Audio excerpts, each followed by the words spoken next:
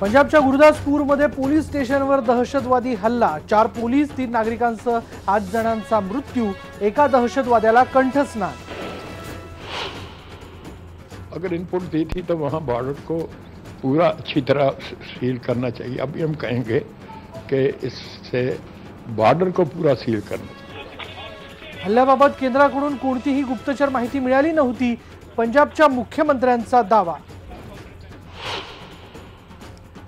गुरुदासपूर जवळच्या रेल्वे ट्रॅकवरचे 5ही जिवंत बॉम्ब निकामी करण्यात यश, मोठी जीवितहानी टळली। पंजाबमधल्या दहशतवादी हल्ल्यानंतर संसदेत गदारोळ, केंद्रीय गृहमंत्री उद्या संसदेत करणार निवेदन। या दहशतवादी हल्ल्याला आम्ही सडेतोड उत्तर देऊ, केंद्रीय गृहमंत्री राजनाथ सिंह यांची प्रतिक्रिया। अगर ये टेररिस्ट अटैक होता है तो ये टेररिस्ट अटैक बिना आईएसआई के कहे हुए नहीं होता।